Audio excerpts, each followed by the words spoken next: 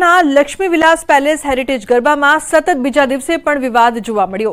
ખેલૈયાઓના pass ખોવાઈ જવા મામલે વિવાદ થયો હતો, જેને લઈને ખેલૈયાઓએ બોક્સ ઓફિસ પર પહોંચીને હોબાળો કર્યો હતો। ગરબા રમતી વખતે અનેક ખેલૈયાઓના પાસ ખોવાઈ જતા મેનેજમેન્ટ દ્વારા બીજા પાસના 1000 રૂપિયા માંગતા ખેલૈયાઓમાં રોષ જોવા મળ્યો હતો।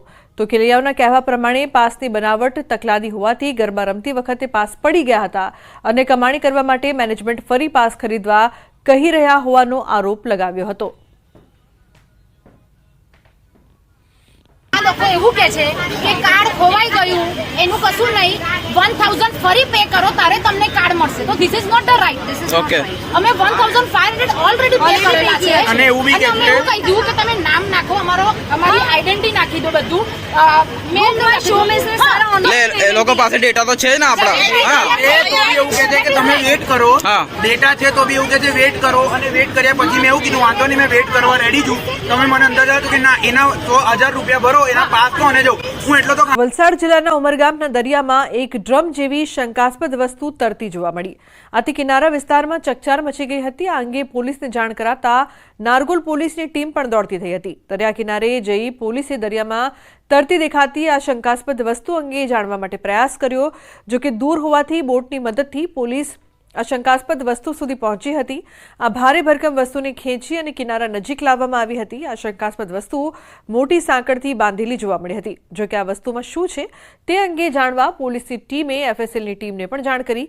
મહત્વનું છે કે અગાઉ પણ અનેક વખત દરિયામાં જહાજોમાંથી છૂટા પડી ગયેલા આવા અનેક સામાનો દરિયામાં તરતા કિનારા સુધી પહોંચ્યા હોવાના બનાવ બની ચૂક્યા છે। આથી પોલીસ અને એફએસએલની ટીમે આ વજનદાર શંકાસ્પદ વસ્તુ અંગે જાણવા વધુ પ્રયાસો હાથ ધર્યા છે। છેલ્લા અઠવાડિયાથી વરસાદ થંભી જતા અત્યારે શહેરીજનો બેવડી ઋતુનો અનુભવ કરી રહ્યા છે। તેની અસર લોકોના સ્વાસ્થ્ય પર જોવા મળી રહી છે। જો આંકડા પર નજર કરીએ તો અસારવા સિવિલ હોસ્પિટલમાં રોજની 3500 ઓપીડી રહેતી હોય છે। છેલ્લા 4 દિવસમાં સિવિલ હોસ્પિટલમાં 44 ડેન્ગ્યુના કેસ નોંધાયા અને સપ્ટેમ્બર મહિનામાં 430 જેટલા કેસ નોંધાયા હતા।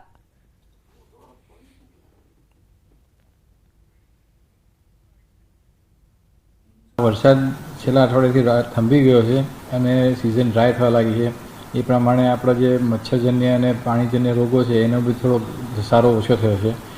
ગયા મહિને સપ્ટેમ્બરમાં આપણને ડેન્ગ્યુના 430 પેશન્ટ હતા, એટલે સરેરાશ લગભગ 14.33 રોજના થાય।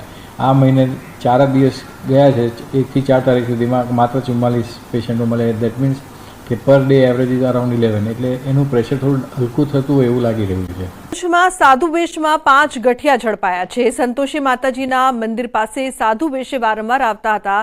સોસાયટીમાં આવવાની ના પાડી હોવા છતાં આવતા સાધુ વેશધારી અને સ્થાનિકો વચ્ચે ઘર્ષણ થયું। સાધુઓ અને સ્થાનિકો વચ્ચે હાથાપાઈ પણ થઈ હોવાની માહિતી મળી રહી છે। તાત્કાલિક પોલીસનો સંપર્ક કરી ધુતારાઓને પોલીસ મથકે સોંપી દેવાયા હતા। સાધુના વેશમાં આવેલા લોકો વૃંદાવન મથુરા બાજુના હોવાનું બહાર આવ્યું છે। ત્યારે હાલ તો પોલીસ વધુ તપાસ હાથ ધરી રહી છે।